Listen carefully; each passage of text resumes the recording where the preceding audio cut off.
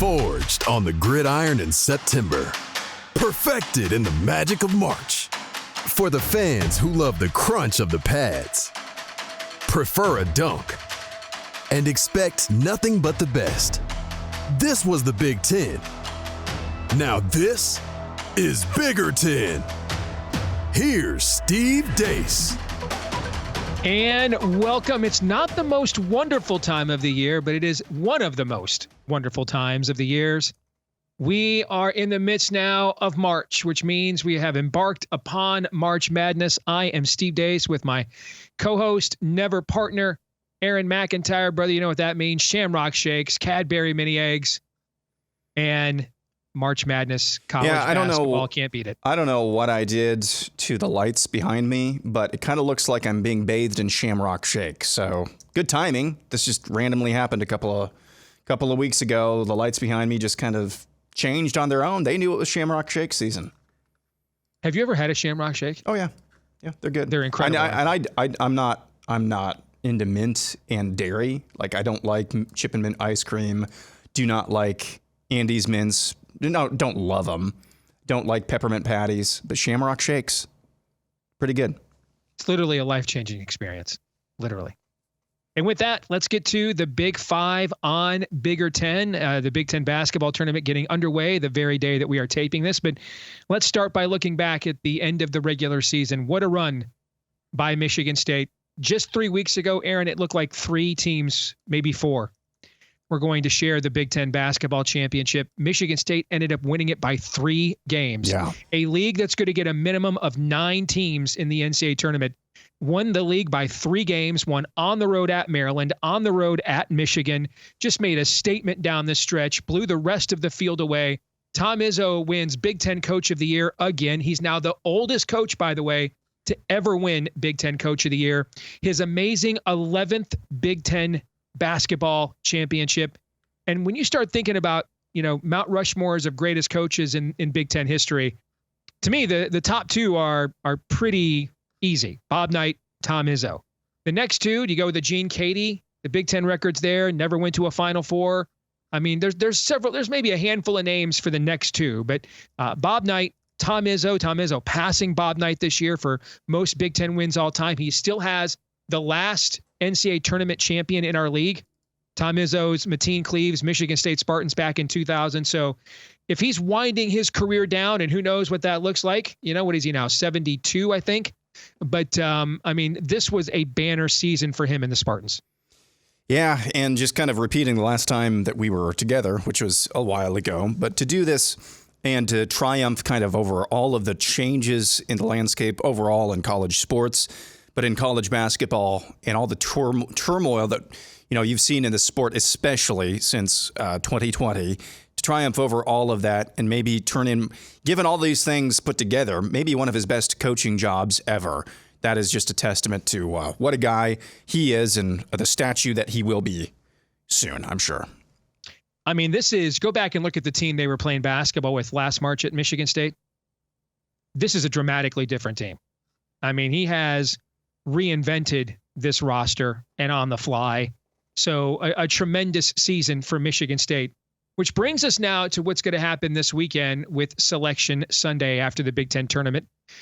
There's probably only 2 Big Ten teams on the bubble heading into this weekend, Ohio State and Indiana. They just played at the end of the Big Ten regular season, and Indiana got a huge win against the Buckeyes. I think Indiana's in pretty good shape of being in. Ohio State's metrics are still pretty good, but if I were them, I would not lose this first game in the Big Ten tournament. I would have said Nebraska, but then they had that horrible loss to Iowa at home, and they didn't even make the Big Ten tournament. But let me point this out, Aaron. So Nebraska could not make the Big Ten tournament, yet it is 5 points higher in the net rankings than Wake Forest, who has a double bye in the ACC tournament. So, essentially, Nebraska is as good as a team getting a double bye in the ACC tournament, and yet could not even make the Big Ten tournament. And therefore, probably, even though, a 55 net ranking still isn't terrible. They still have some really good wins, but hard to believe you're going to make the NCAA tournament if you couldn't even make your own conference tournament. Too bad they weren't playing in the ACC this year. Yeah, that was mind-blowing. I couldn't believe that they were legitimately on the NCAA bubble, but they were still playing for a win and in at home against a team that they probably should have beat, and they couldn't even make their own conference tournament. So I don't know if it's parity, maybe lack of great play, in the middle to the bottom pack of this league. But when you put it up against the ACC like you did there, it just tells you that the Big Ten, again, is very, very strong this year. So that is mind-blowing. I'm going to bring that up again in Would You Rather, but it is crazy in this landscape. And I was just doing some research the other day. It's like, why do they settle on 15 teams for the new Big Ten tournament with 18 teams in the league? Well, I guess 15 is the maximum number of teams you can have in this tournament without adding another day, which for logistical reasons, for television partner reasons, I guess makes sense. And again, just to put this further in perspective, Michigan's last quad one win was at Nebraska. And by virtue of Nebraska being 55 in the net and that a road win, that's still a quad one win. Nebraska could not even make the Big Ten tournament. All right, so there you go. Speaking of the Big Ten tournament, you want to lay out our picks of how we think this weekend's going to go? You bet. All right, I'll go first. You're on the left. All right, I'm on the left. All right, Wednesday. All right, my Big Ten tournament picks on Wednesday. I like Minnesota in a slight upset over Northwestern. They've got the best player on the floor, even though I think these teams are pretty evenly matched, and I think that's enough to just get it done in a one-and-done tournament setting. I like Ohio State over Iowa, although it would not shock me at all if Iowa hit enough threes and won that basketball game. Ohio State's just kind of a very interesting team to me. I mean, they have some really good wins, some losses, and that's the definition of being a bubble team, frankly. And then I'm going to go with Rutgers over USC. I think Rutgers with the 2 NBA lottery picks gets it done over a USC team that also has a couple of nice wins. Listen, Michigan State's only lost 3 games in the Big Ten. One of them was to USC. So, but I think USC, which had a great season in women's basketball, winning the Big Ten regular season title, I think they're one and done in the Big Ten men's tournament. On Thursday, I think Indiana gets revenge against Oregon. They just played in the final Big Ten regular season game for both teams, and Indiana ended up losing a close one. I think Indiana comes back and gets the penultimate Big Ten game for both teams. I think Indiana comes back and gets revenge. I think Wisconsin it ends Minnesota's season. I like Ohio State to now come back and beat Illinois. In a strange way, I'm actually more confident about Ohio State versus Illinois than I am Iowa. That's just the team that Ohio State has been this year. And Illinois, this is a team with 11 losses, but they're 16-2 when they shoot at least 28% or 17-2 when they shoot at least 28% from 3. So, I mean, that's a pretty high variance team. And then I think Purdue, just too much veteran presence. Big Ten Player of the Year, Braden Smith. I think they beat Rutgers. We move on to Friday. I think Michigan State gets revenge for that home loss to Indiana just a few weeks ago, which ended up, essentially galvanizing their season. So maybe they owe the Hoosiers a residual for that Big Ten championship. I think Wisconsin comes back just too tough, too physical for UCLA. I think Maryland, I think if Ohio State gets this far, that'll be enough to get them in the field. And I think Maryland just has too much skill for them. And I just think Purdue has too much experience for a Michigan team right now that, in the last 3 weeks, they're shooting sub 30% from 3. And I'm not entirely sure Matt Painter's the guy that you get, going up against when he's got time to scout you. That's your get right game. On Saturday, I think Wisconsin beats Michigan State, and they played Sparty very tough in East Lansing. I don't know how important this event is to Michigan State either. They got their ring, got their banner. The whole thing about Izzo and March Madness has not fulfilled expectations the last few years. So, Michigan State gets a win, and then I think maybe gets out of there, gets home, and gets ready for the big dance. And then I think Maryland beats Purdue, and I like Maryland to beat Wisconsin on Sunday and win the Big Ten tournament. I have pretty much I have the same semifinal as you do, and pretty much the same bracket. I've got a couple of different changes. USC 14 over 11, Rutgers on Wednesday, and I've got Oregon over Indiana on Thursday. Here's the thing. The upper third of this league is so strong, I think, compared to the bottom 2/3 of this league overall. I don't like picking league champions to win the whole tournament right after getting their ring. Yep. There's always a team like Maryland that's kind of a mid to upper seed that seems to be able to put something together for 3 or 4 days. And so that kind of fits the bill. So I have the same semifinal and same championship game that you have. So it'll be interesting now that we're going through this again when we lay out these picks. When I'm thinking about, well, man, it would be nice for Nebraska. It would be nice for Nebraska to have a shot, and really for the whole league to have a shot like normal. It's the chances of winning 4 games in 4 days anymore are nil. I agree. Not to mention 5 games in 5 days like Nebraska would, or 6. Really, it would have been 5 or 6 days, 6 games in 6 days. That's just impossible. So I'm glad they've pared down the overall size of this tournament. So we mentioned, Michigan State's fortunes the last few weeks. They just turned it on and dusted the field. Well, 3 weeks ago, it looked like Michigan was the team to beat. They were the betting favorite. They were in first place in the league. They had a majority of games left at home down the stretch. They can't hit water from an ocean or from a boat right now. They can't hit the ocean from a boat. So, I could see them just, suddenly they're shooting 35-40% from 3 for a weekend and winning this thing. I think they're either winning this thing or they're going out in the first round. I think there's that kind of variance with them. And I think you can say that about several teams. You can say that about Illinois. Like I just said, Illinois is 17-2 when they shoot at least 28% from 3. Which, that means, 2 of their 11 or 9 of their 11 losses have been when they couldn't shoot from 3, which means they're a high volume team, which means they could go down there and get really hot. They could go down there and be one and done. I think we can make that. Maryland is a great starting 5, but not much of a bench. One guy turns an ankle on that starting 5. And you're like, I think there's a lot of that. And I just don't know how invested Michigan State is. They got the championship that matters the most. And Izzo would like to reverse his recent trend of disappointments in the NCAA tournament. So we'll see. Let's talk some football. Dan Lanning's got a new deal, the Oregon football coach, Big Ten champions a year ago. He gets a $2 million raise. He now is making $11 million a year. I'm kind of curious your thoughts, Aaron, on something I heard Danny Cannell say today, which is why do these schools give guys raises when there's not a competing offer on the table, right? Like Michigan's not going to extend Dusty May in the middle of his first season unless, his hometown school, Indiana, has an opening, right?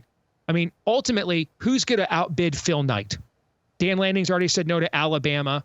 And a couple of others, big-time universities to stay at Oregon. Someone wants to go and make a run at Dan Lanning. You want to pay him more money? At that point, fine. But what's the point in just, negotiating against yourself with preemptive raises? What's your take on that? That's very interesting, but that's a really good question that I hadn't thought of. I guess maybe for most of us, hey, and what we do in our day job is, we just talked about it the other day, we kind of hit the lottery in terms of the platform that we're on and what we get to do and say and believe. But even in that arena, this is not nearly in terms of dollars and cents and what is on the line in terms of legacy and perception and things like that it is at that level of this sport in that arena. And so I think there might be something to say for, let's just keep him happy as much as we possibly can. Okay. Put as many coins into that goodwill piggy bank as we possibly can. Because I can't think of really any other reason that you would do that. But you're right, that does happen fairly regularly, at least in the very upper echelons. I just said that for the second time, the very top of the top of this league, that you just kind of out of nowhere, you didn't really do anything to necessarily earn it. Winning the Big Ten, that's a pretty big accomplishment for Oregon. But other than that, in the middle of the offseason, just giving him, hey, here's another couple $1 million a year for you. I hope you like it. I can't think of anything other than trying to build goodwill. Let's do a little peek ahead to next football season. And, we've had this pattern in our league the last 2 years. All right. So Michigan brings back everybody that was going to be like a second or third day NFL draft pick, brings them all back with the quarterback and goes all in to win a natty, and it works. Ohio State did it last year. They had to add a quarterback in Will Howard, but they brought everybody else back. They upgrade at the offensive coordinator position, and they get it done. Penn State's now trying to follow in those footsteps this coming season, Aaron, bringing everybody but Abdul Carter, basically, who was going to be the number 1 pick. Everybody with eligibility, everybody else is back. All right. They added a big-time defensive coordinator, took Ohio State's away from them, as a matter of fact, held on to their big-time OC, right? So this is now supposed to be their turn, their all-in year. And I saw these stats from Drew Aller, who I've defended in the past on this show, but these stats I found interesting. These are Drew Aller, the Penn State quarterback stats against top 15 opponents. And they're very meh. How meh? Well, he's had 8 starts, Aaron, against top 15 opponents. Aller has not thrown for 200 yards in a single one of them. Except for one. Not a single one. Right? Okay, except for one. I'm sorry, except for one. Yeah, except for one. Two. But still. Did I miss that? Yeah. Okay. Both of them were losses. Oh, I'm sorry. He's not thrown for 200 yards while completing more than 52% of his passes. My bad. Okay. So 52%, by the way, guys, I mean, a good college quarterback should be completing like at least 62%. Okay. So he has not thrown for 200 yards while completing 52% of his passes in any of them. And then look at this. His average yards per attempt in those games is just 5.9 yards. This is a guy with a massive arm. He's unable to push the ball down the field in those games. Some of that, of course, is going to be receiver related. Penn State's been pretty meh at that position, but still. And Penn State just 2-6 in those games. So what do you think of that? And what do you think it says about Penn State trying to now follow in the Michigan-Ohio State trend of the last 2 years? You know, in a different context, I've told you, Steve, that my 3-year-old son can count to 10 pretty well. 1, 2, 3, 4, 5, 6, 7, 8, 9, 10. Once we get beyond 10, it's anybody's guess what in the world he's talking about. There's an equal chance that he is summoning the devil as there is that he's solving cold fusion. But even my son knows that those aren't getting it done. Those are not winning numbers at that level. That's astounding. And that's given what you would think would be the talent around him. You would think at least one of those, hey, at least he had a solid game. Maybe he didn't win them the game or cost them the game, but he at least had a solid game, and maybe there's some other reasons that you could point to why they didn't get it done. But good grief, when you look at those numbers, it makes it a lot harder to defend him and give him the benefit of the doubt. Because really at every level, but especially in college football, what do you always say? Can't hide the quarterback. I mean, look at some of these performances. 45% 70 yards. 51%, 226 yards, but again, where you're under that 52% threshold, and you set, 62% as kind of the benchmark. 127 yards, getting closer to 60% completion there, but 127 yards is kind of 6 1/2 dozen of the other when your completion is, getting towards the Mendoza line, but your actual yards are so low. That's just not going to get it done. Ever. I don't care if your name is Drew Aller, if your name is Boo Haller. That's just not going to get it done. Nope. Now he's got a lot of that offense coming back. His OC, Andy Kotelnicki, is one of the best in the biz. He's coming back. So I think if Drew Aller had beaten Notre Dame in that semifinal, I think he would have gone pro. But he didn't. And he was unable to push the ball down the field, and Penn State lost that game, and I think that's why he's back. And that'll be a trend to watch. If Penn State's going to take that next step now, and hang a banner, it's going to require the quarterback to be better in the kinds of games that determine championships. And with that kind of analysis, I will next tell you they'll need to score more points than their opponent. That's how insightful we just were. Indeed. All right, we'll come back and we'll play Would You Rather here in a moment when we do. Stay tuned.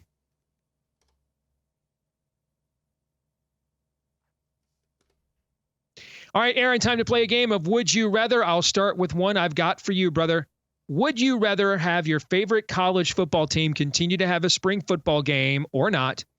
All right, Ohio State's really watered theirs down. Nebraska's canceled theirs. Michigan has said, we don't care. Go ahead and outbid us for players. And that sounds great. We'll see if they end up losing a few guys. If a year from now, Sharon Moore is singing a different tune, we'll see. But this is a big running, controversy and dialogue happening in the sport, whether it's time for the spring games to go bye-bye because of the transfer portal. What do you think? What would you rather have your team do? I'd rather them keep the spring game. This is just my perspective. I'm not on not actually trying to live and die by the guys that you're recruiting. So I'm sure if I was a coach, I might have a different perspective on this in this day and age. But I would rather keep the spring game. It's just kind of one way to mark the time of the offseason if you're out here sitting in fan land. And it's something to give us over the offseason, give us as fans. And let's just face it, there are big sponsorships now. Yes, there are big NIL deals with big-time boosters. But ultimately, ultimately it's still the fans who matter the most. So give us something over the offseason. Mm-hmm. Give us something over the offseason. I had an interesting thought the other day, not to make it Hawkeye-centric because this is the Big Ten, and my Hawkeyes are only 1 out of 18 teams. But if you are in a position like Iowa has been, where you commit to a player out of high school, and it's been Kirk Ferentz's thing his entire career as a head coach, that regardless of how that player pans out, whether they get hurt off the field, if they stay with the program, even if they can't play because of an injury, they honor that scholarship regardless. Kirk Ferentz sees that commitment as a two-way street. I almost wonder if he kind of enjoys this era of college football because it gives him more flexibility. You're not saddled. I'm sure he wouldn't use that terminology. You're not saddled with guys who are eating up scholarships that really aren't contributing to the team. Mm-hmm. I wonder if there are other teams out there in that kind of bucket where it's like, well, this gives me more scholarships so I don't have to cut as many guys loose. Of course, that's all going to be changing with the roster limitations. But what's your take on that? I 100% agree, because there's always a trade-off, you've heard me say before. And so if we're going to give them the players more freedom and we're going to treat them as quasi-pros, then that works the other way. I mean, when you go into the transfer portal, the trade-off for not needing consent, like the old days, you had to get your school you were transferring from to sign off for it, right? Okay.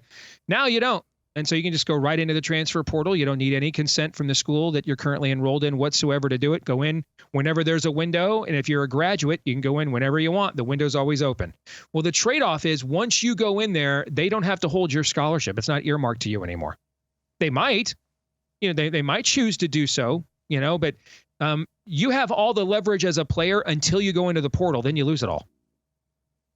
And then you're in that position. You're like the family that on one end is trying to sell one house and then buy the next, and they just sold the house, but the house they want to buy is gone, and you got to find a place to live, and so you lose your leverage. And that's what happens here too. And there's been a lot of harsh lessons where that is concerned. I think, I wonder how many players have gone into an office in the last few years of a coach thinking the threat of going in the portal was going to give them some kind of leverage. And the coach behind their back was like Napoleon Dynamite's brother. You know what I'm saying? Yeah. That's a terrible thing, but you should do it, right? Yes. And the minute they walk out the office, they're on the phone with their GM or their position coach saying, hey, man, tell me who is next on our board and that guy that you thought was better than who we had, call him stat, right? So it works both ways. You bet it does. This one is for you. Would you rather have the distinction, maybe, I don't know, but would you rather have the distinction of being the first legit NCAA tournament bubble team to not even make your conference tournament, or just finish in last place overall in the league? Because Nebraska woke up last Sunday and they were a legit NCAA tournament bubble team, and they ended the day not even going to their conference tournament. I mean, here's where Nebraska is right now in the net.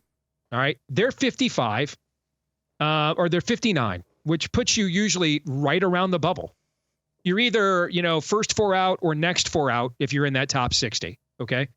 And they got 5 quad 1 wins, Aaron, yes. 5 of them. Yeah, they had a really strong strength of schedule. Correct. If you look at some of the teams that are higher than them, that are considered to be on the right side of the bubble, Xavier's a team considered to be on the right side of the bubble right now. They've got 2 quad 1 wins. Vanderbilt considered to be a team on the right side of the bubble. They also have 5. New Mexico considered to be a team on the right side of the bubble. They only have 3. Creighton, who Nebraska beat earlier this year, also has 5 quad 1 wins. Utah State is considered a team that's going to make the tournament, whether it wins the Mountain West or not. They've only got 2 quad 1 wins. Georgia's considered now an at-large lock going into today. They've got 4 quad 1 wins. UConn only has 5. So, you could make a case that Nebraska, at the very least, whatever is first 4 out and what's after next 4 out, would be somewhere still amongst the top 10 bubble teams in the country. You can make that a very strong case for that. And they could not even make the Big Ten tournament. So to me, the whole season is about the NCAA tournament. And I just, I went through a decade post Ed Martin and Fab Five where, my Wolverines did not make an NCAA tournament. And how many empty selection Sundays those were. When I used to do sports talk radio in Iowa, we had 3 straight years that Iowa and Iowa State both did not make the NCAA tournament, man. And it was desolation, brother. Now we've got 3 straight years of Drake making. We've got 3 straight years of Drake making the tournament in Iowa. Correct. So to me, March Madness is such a singularly great event. Yeah. And having your team participate in it, even if it's just seeing their name on Selection Sunday, makes up for a lot of winter blahs. I would not want to sacrifice that. All right, this next one is from you. Would you rather have the higher seed or the better draw in the NCAA tournament? Because every year, the Selection Sunday shows on CBS and ESPN argue about the seeding, but one of the most successful March Madness coaches the Big Ten's ever had, John Beilein, he used to say all the time he didn't care about the seed. He cared about the draw.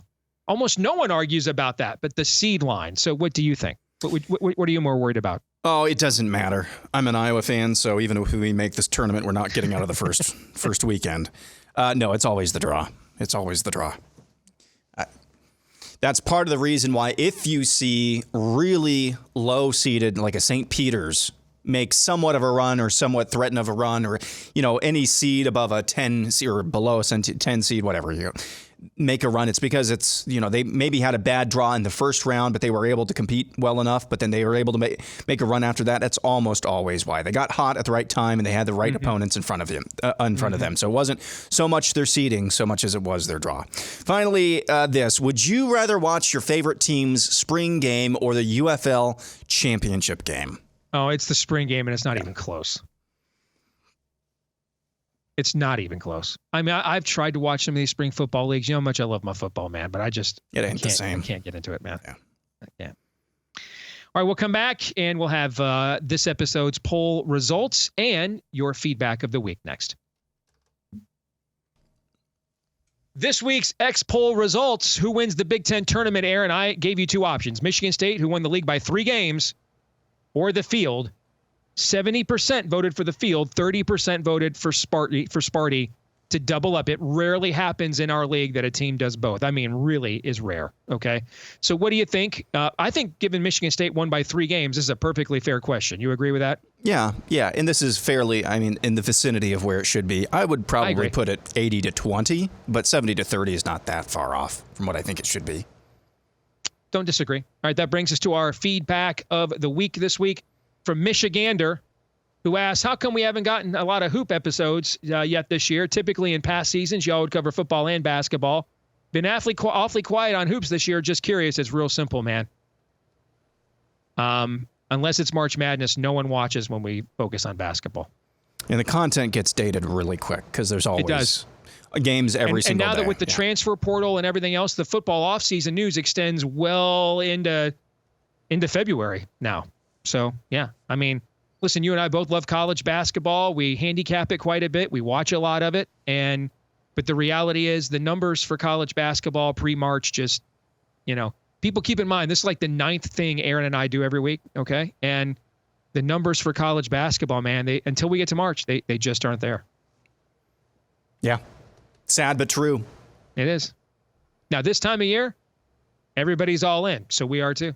All right. So we'll be back again next week. We'll lay out where all the Big Ten teams are in the NCAA tournament bracket and make our picks as well and share them with you. Don't forget next week's episode of Michigan Podcast. Even if you root for another Big Ten team, it's my annual laying out of your winning bracket tips, which were very strong again last year. They took a bit of a dip the 2 post-COVID years with all the eligibility extras and guys returning and everything else. But then there was a strong return to form last year as some of that's getting weeded out. We're kind of returning to normalcy here a little bit. So you want to make sure if that's the only episode of Michigan Podcast you watch all year as a non-Michigan Big Ten fan, that's the one you want to watch is next week. All right.